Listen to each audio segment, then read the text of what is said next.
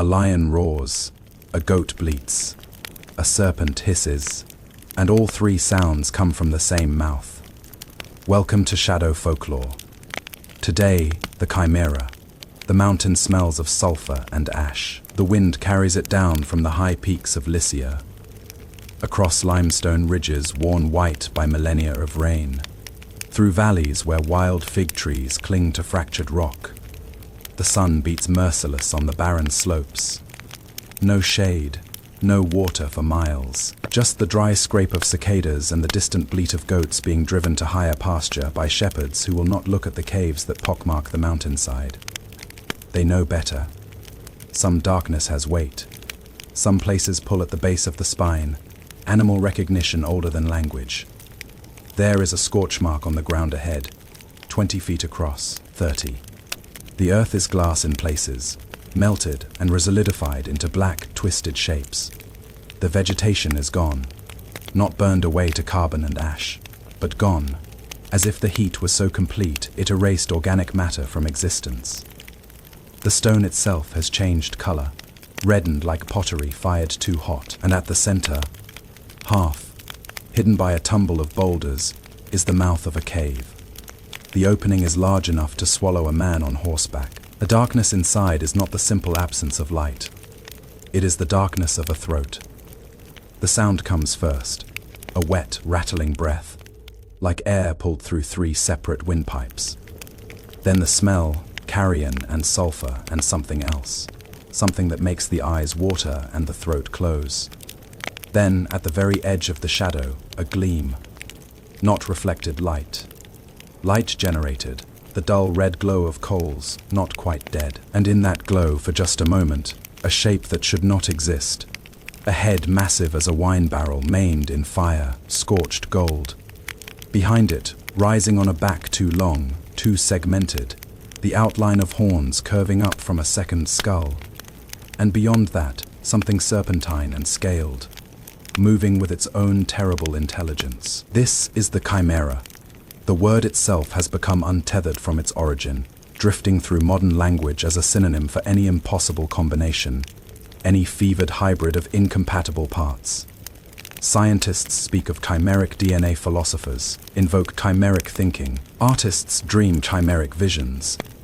But the original, the first Chimera, the only chimera that mattered to the people who gave her name, was not a metaphor. She was a creature of flesh and fang and fire, and she made her home in the mountains of ancient Lycia, in the southwestern corner of what is now Turkey, where the Mediterranean breaks against cliffs of white stone, and the interior rises into peaks that still, in high summer, carry snow. The Lycians were not Greek, though their land would eventually be swallowed by Greek conquest and Roman administration. They spoke an Anatolian language, part of the Indo-European family, but distinct, written in an alphabet adapted from Greek letters.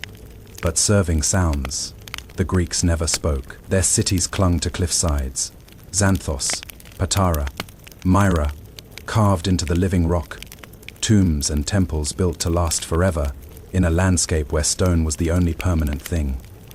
They were sailors and traders, moving goods between the interior plateaus and the coastal ports. They were also mountaineers by necessity, driving herds into high pastures, mining copper and iron from veins, deep in the limestone, worshipping gods whose names are now mostly lost. The Lycian worldview, insofar as we can reconstruct it from fragmentary inscriptions, and the later Greek accounts that absorbed and distorted it, recognized the land itself as alive with power.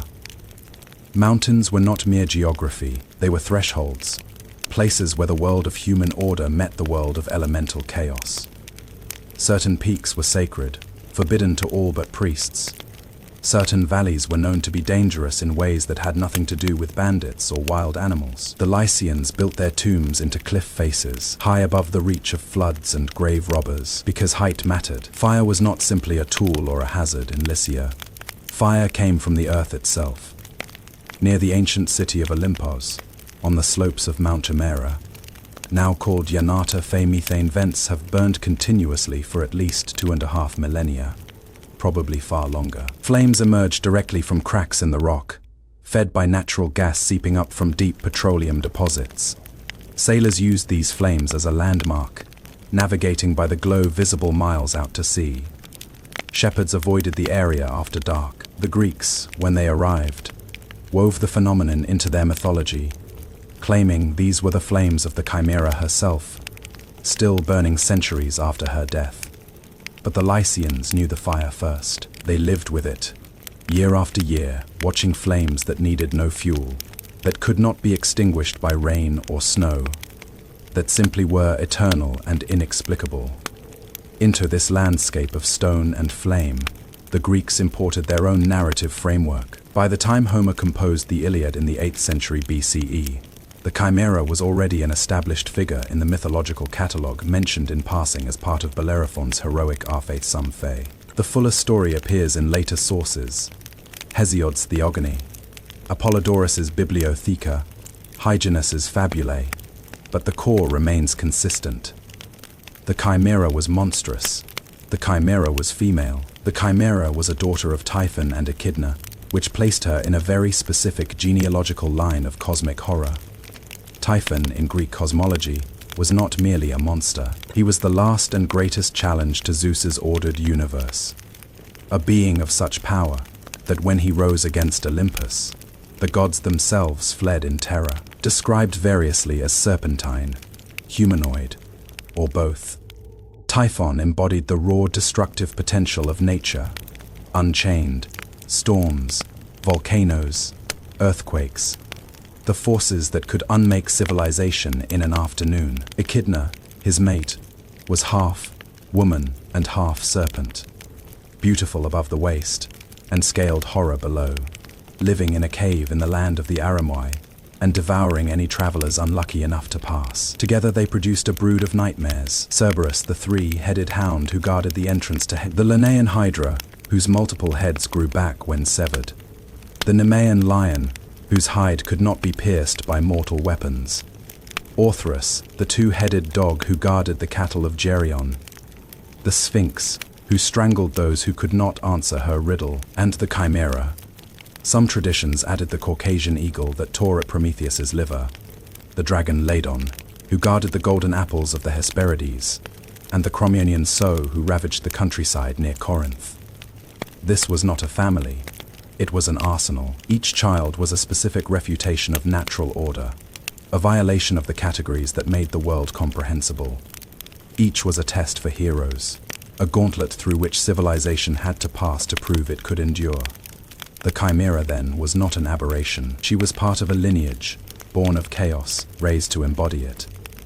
The creature's appearance was her defining horror. She was not one animal but three, fused into a single impossible body. The descriptions vary slightly across sources, but the core image remains consistent: the front of a lion, the middle of a goat, the rear of a serpent.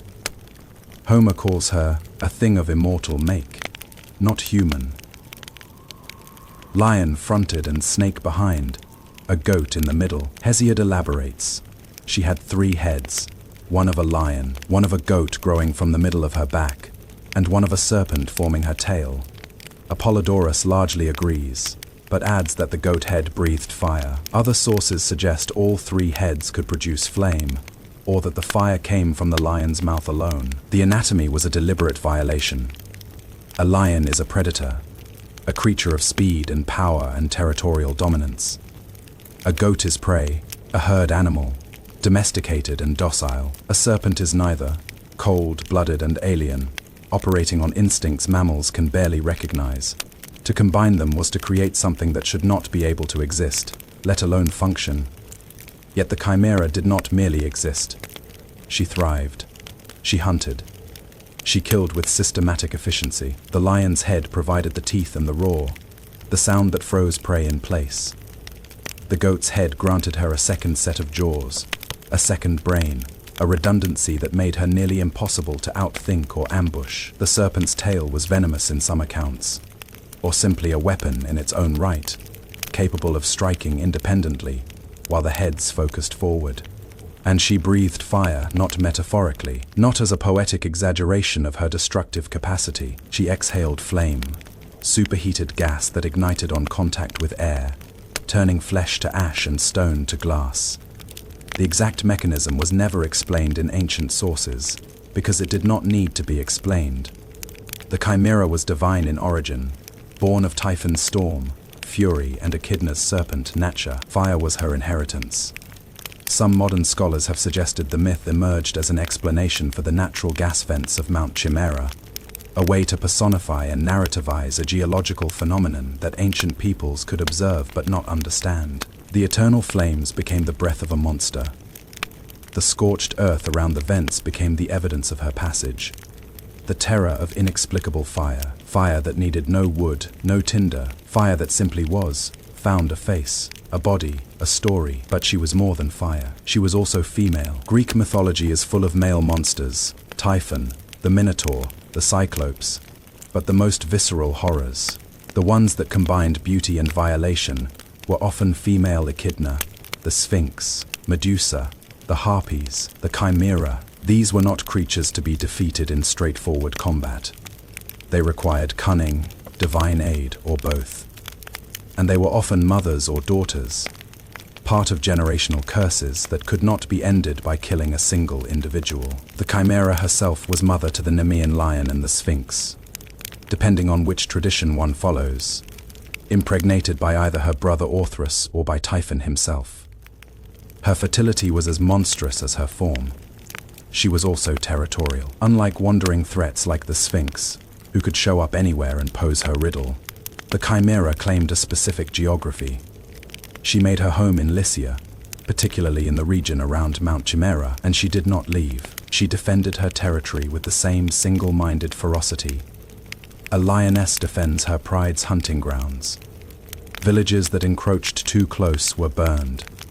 Flocks that grazed near her mountain were slaughtered. Travelers who attempted shortcuts through her valleys were found days later, if they were found at all, charred beyond recognition. The ancient sources describe her reign in clinical terms.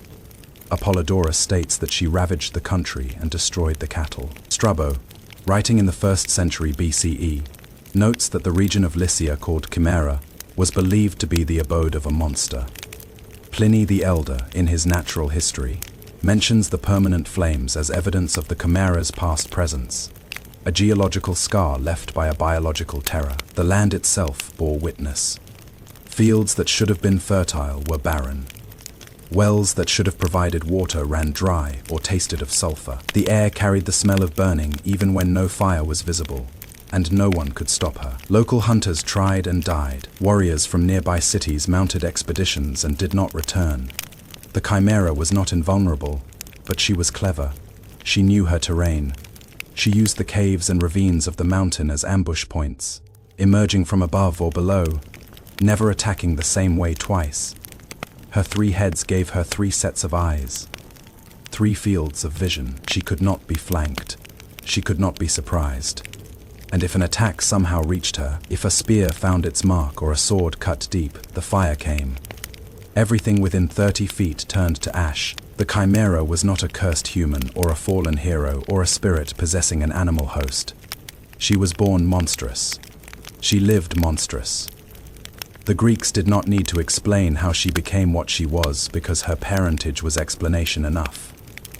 Typhon and Echidna did not produce normal offspring. They produced violations, creatures whose very existence was an affront to cosmic order. The Chimera did not choose her nature any more than a human chooses to be human. She simply was. But her role in the cosmological framework was clear. She was a test. The Greek heroic tradition required obstacles that could not be overcome by mere strength or courage. A hero proved himself not by killing 100 ordinary men in battle, but by facing something extraordinary, something that required divine favor or supernatural aid or both. The Chimera was such an obstacle. She was designed narratively to be unbeatable by conventional means.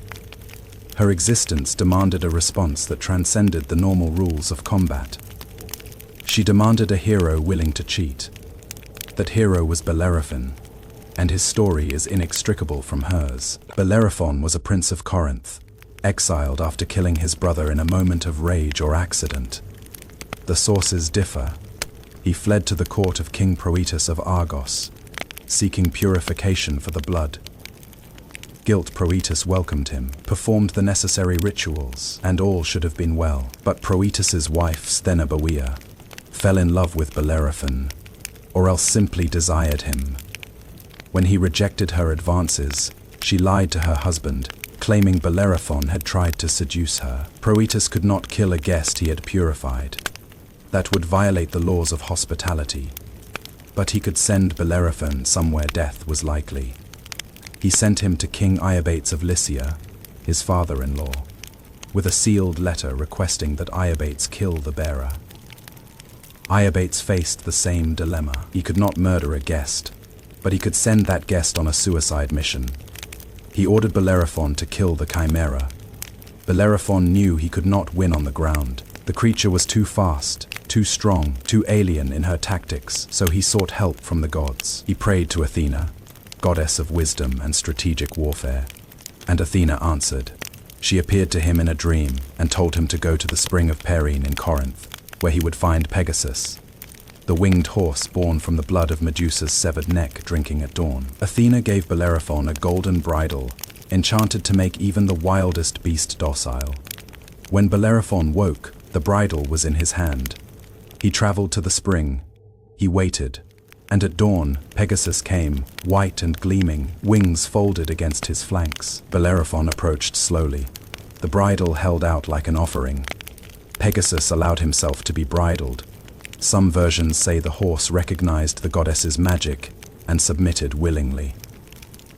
Others suggest Athena herself whispered in the animal's ear, commanding obedience. Either way, Bellerophon had his mount, and with it, the ability to fight the Chimera on his own terms.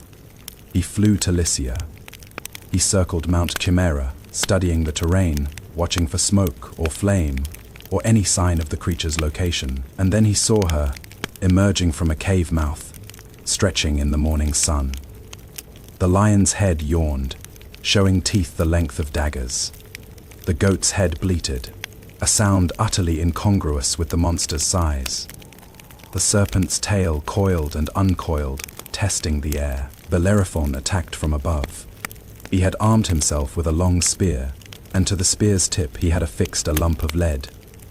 Some versions say Athena suggested this tactic. Others credit Bellerophon's own ingenuity. The logic was sound.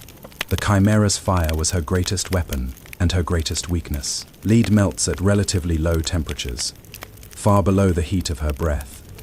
If he could force the melted lead into her throat, it would block her airway, suffocate her from the inside. He dove Pegasus, folded his wings and plummeted. Hooves aimed at the creature's back. The Chimera saw him at the last second, all three heads turning skyward, mouths opening. Fire erupted, a column of superheated air that should have incinerated horse and rider both. But Pegasus was divine, born of godly blood, and his hide did not burn. Bellerophon held the spear steady, angling the tip toward the lion's gaping maw. The lead began to melt. He thrust downward with all his strength, driving the spear deep into the creature's throat. The lion's head snapped shut, teeth shattering the spear shaft. The lead poured down the Chimera's windpipe, molten and choking. The creature thrashed. The goat's head screamed. The serpent's tail lashed wildly, venom spraying across the rocks. But the damage was done. The lead solidified in her lungs, a dense toxic mass that could not be coughed up or dissolved. She could not breathe. She could not roar. She staggered, forelimbs buckling, the lion's head thrashing side to side in a futile attempt to expel the obstruction. Bellerophon circled above, watching, waiting. Pegasus landed at a safe distance. It took hours for the Chimera to die.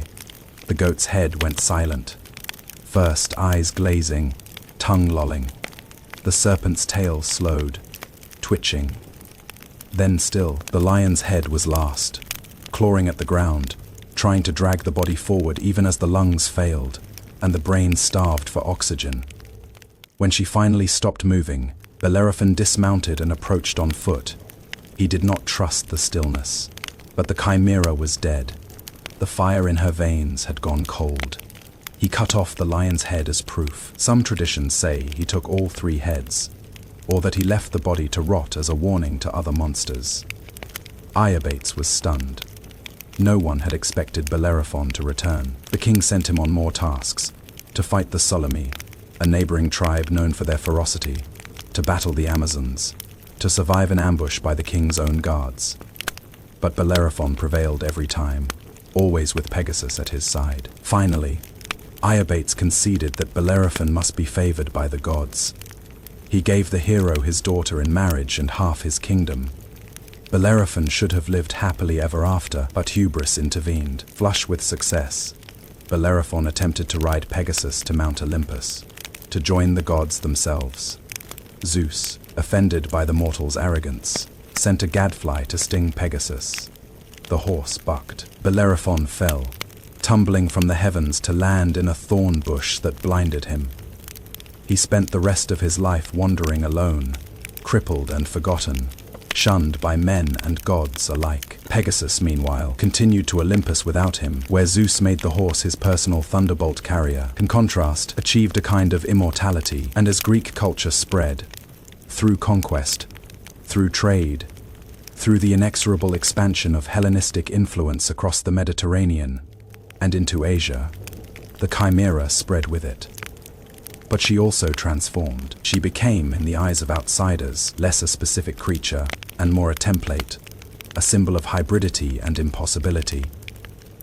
When the Romans encountered Greek mythology, they absorbed it wholesale, translating the names but keeping the stories largely intact. Ovid mentions the Chimera in passing in his Metamorphoses, treating her as an established fact, a monster already slain, her fire extinguished. Virgil references her in the Aeneid as part of the underworld's menagerie, a creature of shadow and flame haunting the banks of the river Styx. Lucretius, the Epicurean philosopher, poet, uses the Chimera as evidence against superstition, arguing in De Rerum Natura that such creatures could not exist because they violate the natural laws governing matter and form. For how could flame and freezing cold unite in a single body, he asks, treating the impossibility as self-evident. Yet even as philosophers dismissed her, artists preserved her. Chimera imagery appears on Etruscan pottery, on Roman mosaics, on coins minted in cities that had never been anywhere near Lycia. The Chimera of Arezzo, a bronze sculpture from the 4th century BCE, depicts her as a wounded lion with a goat's head emerging from her back, the serpent tail rearing up to bite the goat. The craftsmanship is extraordinary, the musculature precise, the expression of pain and rage almost human.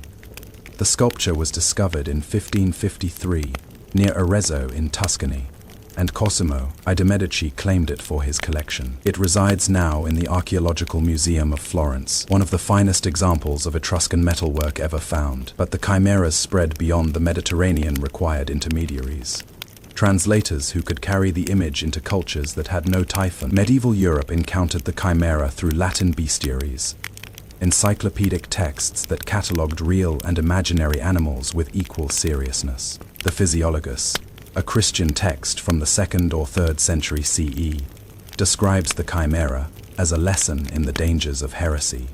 Just as the creature combines incompatible animals, heretics combine incompatible doctrines. Isidore of Seville, in his 7th century Etymologia, treats the chimera as proof of God's creative power. If the divine can make a camel or a giraffe, why not something stranger? These interpretations stripped the chimera of her Lycian context. She became a motif, a decorative element on church capitals and manuscript margins. Her fire reduced to carved stone flames, her rage forgotten. She lost her matrilineage, her connection to Echidna and Typhon. She became, in the Christian imagination, just another dragon, another symbol of Satan's chaos awaiting St. George's lance. The Renaissance rediscovered the classical sources. Scholars trained in Greek and Latin read Hesiod and Apollodorus and Ovid, and they tried to reconcile the chimera with the emerging scientific worldview. Could such a creature have existed? If not, what did the myth represent? Giovanni Boccaccio, in his Genealogia Diorum Gentilium, suggests the chimera was a metaphor for a volcanic mountain. The lion's head represents the peak, the goat the middle slopes, the serpent the base. and the fire is simply lava. He is not entirely wrong. Mount Chimera's eternal flames are a geological fact, but his rationalization drains the myth of its power. A volcano is dangerous, yes, but it does not hunt. It does not roar with three voices. It does not bleed. By the time European explorers and colonial administrators fanned out across the globe in the 17th and 18th centuries, the Chimera had become a lens through which Western observers interpreted the unfamiliar. Encountering hybrid deities in Hindu or Buddhist iconography, Ganesh with his elephant head, Hayagriva with his horse face, they reached for the word chimeric as if it explained something it did not. It merely mapped Greek categories onto cultures that had developed their own, entirely different symbolic languages.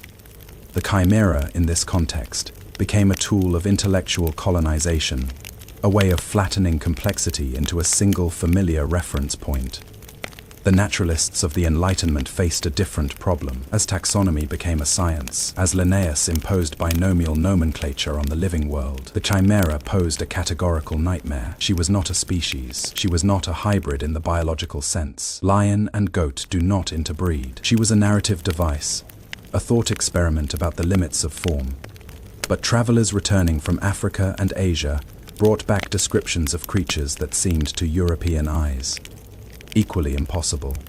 The duck-billed platypus, the okapi, the giant squid. When the first platypus specimen reached England in 1798, naturalists accused the sender of fraud, certain that someone had sewn a duck's bill onto a beaver's body. It took decades and multiple specimens before the scientific community accepted that the platypus was real. The Chimera, meanwhile, remained safely mythological. She appeared in natural history texts as a cautionary tale, an example of how gullible ancient peoples had been. Yet she also appeared in speculative works, early science fiction, imagined futures where such creatures might be engineered. The idea of creating a chimera lowercase now, a generic term, began to take root. If nature could produce hybrids through selective breeding, could science produce them through more direct means? The question would not receive a serious answer for another 2 centuries. But the groundwork was laid. The word chimera drifted free of its mythological mooring. It became a synonym for any impossible combination, any foolish dream, any project doomed to failure. Don Quixote chasing windmills was chasing chimeras. Alchemists seeking the philosopher's stone were chasing chimeras. The word meant futility, yet the creature herself refused to die. Historical cases explicitly citing the chimera are, unsurprisingly, non-existent in the documentary record. She is a mythological entity, not a cryptid with citing reports filed in police archives or naturalist journals. But the influence of the chimera narrative, the cultural work it performed, the fears it encoded, can be traced through real events and real responses to phenomena that seemed to validate the ancient stories. The natural gas fires of Yanata Fe, the site identified in antiquity as Mount Chimera, continued to burn without interruption through the entire span of recorded history. Captain Francis Beaufort of the Royal Navy surveyed the southern coast of Anatolia in 1811 and 1812, producing detailed charts that remained standard references for decades. In his published account, Caramania, or a brief description of the south coast of Asia Minor, Beaufort describes anchoring near Olympos and sending a party ashore to investigate flames visible from the sea. His men reported at least a dozen vents, some large enough to roast a sheep, others mere flickers in crevices. The local Turkish population avoided the area after dark. Beaufort noted, not out of fear of bandits, but because of superstitious dread. He does not elaborate on what, specifically, they dreaded, but the implication is clear. The old stories had not entirely faded. In 1890, a German archaeological team, led by Otto Bendorf, excavated sites around Lycia, including areas near the ancient city of Olympos. Their reports, published in the Jahresheff des Fasterreichischen Archäologischen Institutes, include passing references to the Chimera flames, which by that period were used by local shepherds as a landmark and a source of heat for cooking. Bendorf's team interviewed several shepherds, recording their accounts in matter of fact German. One man, identified only as Mehmet, claimed his grandfather had seen the bones of the fire beast in a collapsed cave higher on the mountain. The archaeologists investigated, but found only the skeletal remains of a large goat, which they attributed to a rock fall that had trapped the animal. Whether Mehmet's grandfather actually believed he had seen chimeric remains, or whether he was simply entertaining credulous foreigners, is impossible to determine from the text. More intriguing are the medieval records. The Byzantine Empire, which controlled Lycia from the 4th through the 11th centuries, maintained detailed administrative archives, many of which survive in monastic libraries. A 945 CE document from the monastery of St. John the Theologian on Patmos records a petition from the village of Feirali, near Olympos, requesting exemption from certain taxes due to crop failures. The petition blames the breath of the ancient beast whose fires do not cease, suggesting that fumes from the gas vents were poisoning the soil or the water supply. The petition was denied, but the phrasing is notable. The villagers did not call the phenomenon a geological oddity. They used language that directly invokes the Chimera myth, as if the creature's presence was still felt, still economically relevant, 1,000 years after Bellerophon's supposed victory. Further west, in mainland Greece, there are records of deformities in livestock that were explicitly described using chimeric language.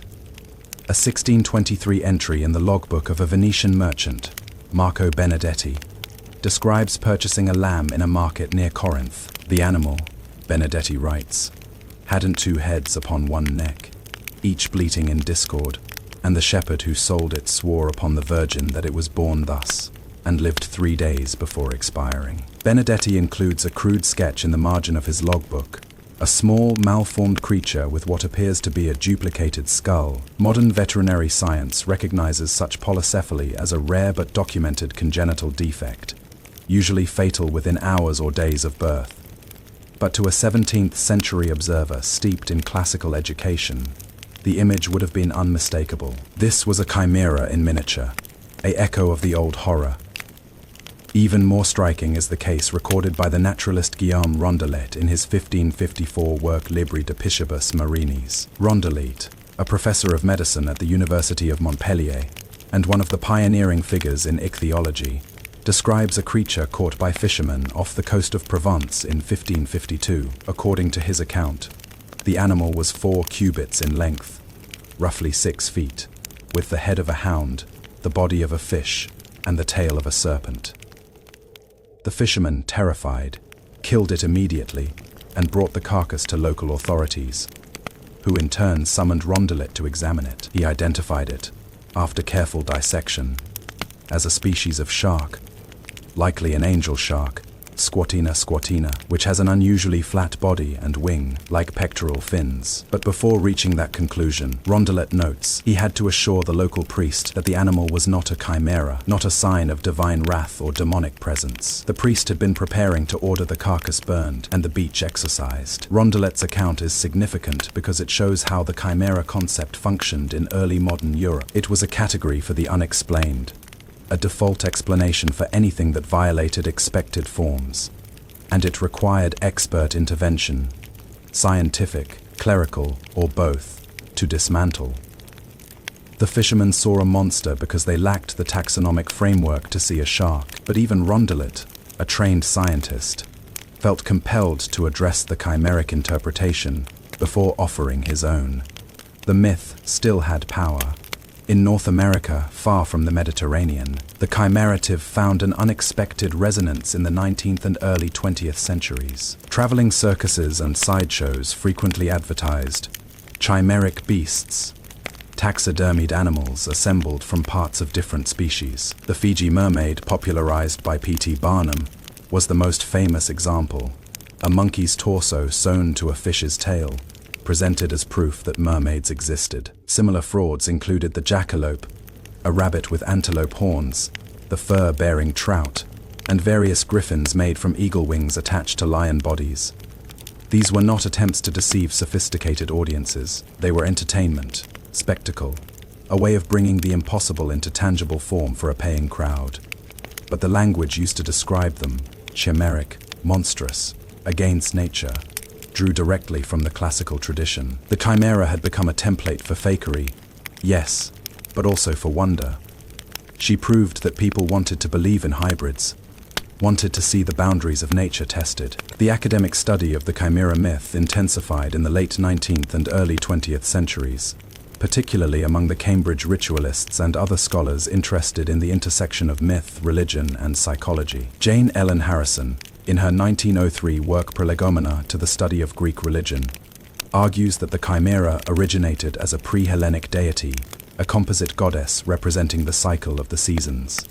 The lion for summer's heat, the goat for the fertility of spring, the serpent for winter's death. Bellerophon's slaying of the Chimera, in Harrison's interpretation, represents the triumph of patriarchal Greek religion over older matriarchal cults. Her thesis is speculative, unsupported by hard evidence, but it influenced a generation of scholars. It reframed the Chimera not as a monster to be defeated, but as a goddess to be mourned. Sigmund Freud never wrote extensively about the Chimera, but his followers did. The psychoanalyst Otto Rank, in his 1914 essay, The Myth of the Birth of the Hero, suggests that composite creatures like the Chimera represent the infant's confused perception of parental figures. The mother who nurtures and the mother who disciplines experienced as two separate beings, occupying the same body. Carl Jung, more interested in archetypes, saw the Chimera as a symbol of the fragmented psyche, the divided self that cannot integrate its animal impulses. These interpretations, whatever their clinical merit, demonstrate how thoroughly the Chimera had been absorbed into Western intellectual discourse. She was no longer a creature from Lycia. She was a mirror, reflecting whatever the observer needed to see. The Chimera entered popular culture through literature, long before cinema existed. Dante Alighieri places her in the Inferno, part of the monstrous chorus guarding the eighth circle of hell. She appears briefly in Canto the Seventh, described in a single line: the Chimera that breathes fire, before Dante moves on to other torments. The placement is significant. Dante's hell is organized by sin, and the eighth circle punishes fraud. The Chimera, in this context, represents deception itself, a creature that appears to be three things, but is none of them fully. A living Liedman Spencer gives her a more prominent role in The Fairy Queen, published in 1590. In book I, the Red Cross Knight encounters a beast called Chimera, though Spencer's version has bat wings and a scorpion's sting in addition to the traditional lion, goat, serpent anatomy. The knight defeats her with the help of divine grace, represented by a lady named Una. The allegory is heavy-handed. The Chimera is sin, Una is truth, but the scene is vivid. Spencer describes the Chimera's breath as sulphurous smoke that blinds the knight, forcing him to fight without sight, relying on faith alone. It is one of the few early modern texts that treats the Chimera as an active antagonist, rather than a symbol. By the Romantic period, the Chimera had become shorthand for unattainable ideals. Percy Bysshe Shelley uses the term in his 1820 essay, A Defense of Poetry, arguing that poets chase chimeras of the mind, impossible visions that can never be fully realized but must be pursued nonetheless. For Shelley, the Chimera is not monstrous. She is aspirational, a symbol of imagination's limitless reach. This inversion, from horror to inspiration, marks a turning point in the creature's cultural trajectory. Gustave Flaubert returns her to terror. In The Temptation of St. Anthony, first published in 1874, the Chimera appears to the hermit saint as part of a hallucinatory parade of mythological beings. She taunts Anthony, asking why he denies the flesh, why he resists the pleasures she represents. Flaubert's Chimera is sexual, seductive, dangerous, in ways that have nothing to do with fire or teeth. She is temptation incarnate, and Anthony's refusal to succumb is his triumph. But the scene lingers, uncomfortable and vivid, suggesting that the Chimera's power lies not in what she does, but in what she offers. Cinema discovered the Chimera late. The creature's complexity: 3 heads, fire breath, quadrupedal locomotion, made her difficult to render convincingly before the advent of CGI. Early monster movies focused on simpler designs: Godzilla, King Kong, the creature from the Black Lagoon. The Chimera remained a literary and artistic reference, not a cinematic presence. Her first significant film appearance came in the 1963 Italian Sword and Sandal epic Ercole al centro della terra. Hercules at the center of the earth. The Chimera is depicted as a puppet, operated by several people in a cramped studio, and the effect is more charming than frightening. She appears in a single scene, guarding a cave, and Hercules defeats her by collapsing the cave entrance, burying her alive. The sequence lasts perhaps 3 minutes. The film was not a critical success, but it established a template: the Chimera as a boss monster, an obstacle to be overcome, rather than a character with agency. Ray Harryhausen, the legendary stop-motion animator, considered including a chimera in several of his films, Jason and the Argonauts, Clash of the Titans, but ultimately never did. In a 1998 interview with Cinefantastique magazine, Harryhausen explained that the creature was too complex for the camera. A skeleton or a cyclops could be animated with relative ease, but the chimera's 3 heads required 3 independent sets of movements, each with its own personality and intent. The technical challenges were insurmountable given the time and budget constraints of his productions. As a result, one of the most iconic creatures of Greek mythology remained absent from one of the most iconic bodies of work in monster cinema. The Chimera finally received a major cinematic portrayal in the 1997 Disney animated film Hercules, though the depiction is almost unrecognizable from the original myth. Disney's Chimera is a gigantic, destructive beast with a lion's head, a goat's head, and a serpent's tail. But she is rendered in bright, non-threatening colors and defeated in a comedic action sequence where Hercules ties her heads together. The scene lasts perhaps 90 seconds. The Chimera is not a character. She is a punchline. More faithful adaptations emerged in the 21st century. The 2010 film Percy Jackson and the Olympians. The Lightning Thief features a chimera that attacks the protagonists atop the St. Louis Arch. The sequence is brief, but intense. The creature is digitally rendered, her fire breath melting steel, her 3 heads snapping independently at the heroes. She is defeated when Percy Jackson uses water from a fountain to douse her flames, then decapitates the lion's head with a sword. The scene plays fast and loose with physics and mythology alike, but it treats the Chimera as a genuine threat, not a joke. Video games have been more generous. The God of War franchise, which debuted in 2005, features chimeras as recurring enemies. They are rendered as muscular, aggressive predators, their 3 heads working in coordination, their fire breath a constant hazard. Players must learn each head's attack pattern, dodging the lion's lunge, the goat's headbutt, the serpent's venomous strike, while managing the fire that fills the arena. The Chimera becomes a puzzle to solve, a test of skill and timing. It is not the same as the Lycian terror, the creature that burned villages and poisoned wells, but it is, at least, dangerous. Dungeons and Dragons, the tabletop role, playing game first published in 1974, includes the Chimera in its monster manual. The game's version is relatively faithful: a lion-goat-dragon hybrid, the serpent tail replaced by a draconic one, breathing fire, intelligent enough to speak, powerful enough to threaten mid-level adventurers. Generations of players have encountered chimeras in dungeons and lairs, learning to fear the multi-attack rounds where all 3 heads strike at once. The game mechanics enforce the creature's hybridity. The lion head bites, the goat head gores, the dragon head breathes fire, each on independent initiative. It is as close as game design can come to capturing the original nightmare. But in all these adaptations, film, television, games, comics, something essential is lost.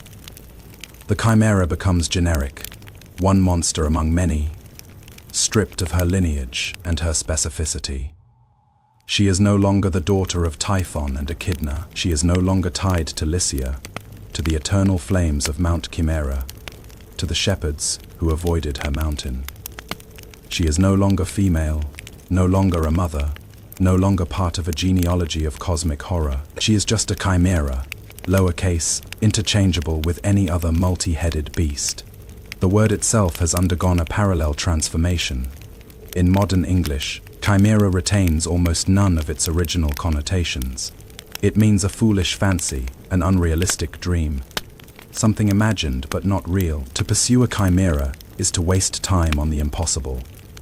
The Oxford English Dictionary traces this usage back to the 16th century, but the shift accelerated in the 19th and 20th. By the time scientists needed a term for organisms containing cells from two or more distinct genetic lines, Chimera was available, emptied of myth, and ready to be refilled with new meaning.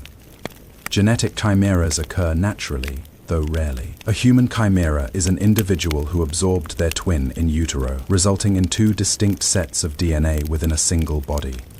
The condition usually goes undetected unless genetic testing reveals discrepancies. In 2002, Lydia Fairchild of Washington State nearly lost custody of her children when DNA tests indicated she was not their biological mother, even though she had indisputably given birth to them. Further testing revealed she was a chimera. The eggs that produced her children came from cell lines with different DNA than the cells in her blood. Journalists struggled to explain the phenomenon without invoking the mythological term, and most gave up simply calling her a real-life chimera and trusting readers to understand the reference. Scientists, meanwhile, began creating chimeras intentionally. In 1984, researchers at the Institute of Animal Physiology in Cambridge produced a sheep-goat chimera by fusing embryos from both species and implanting the result in a surrogate mother. The resulting animal, called a jeep, had patches of woolly sheep fleece and patches of coarse goat hair, distributed seemingly at random across its body.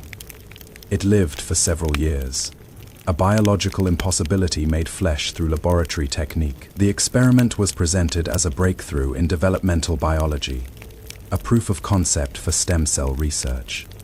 But the creature itself, awkward, uncomfortable in its own skin, unable to reproduce, was a monument to hubris. Medical science followed. In 2017, a team at the Salk Institute in California successfully created human chimeric embryos, injecting human stem cells into pig blastocysts and allowing them to develop for 4 weeks before termination. The goal was to grow human organs inside pigs, providing an unlimited supply of transplant-ready hearts, livers, kidneys.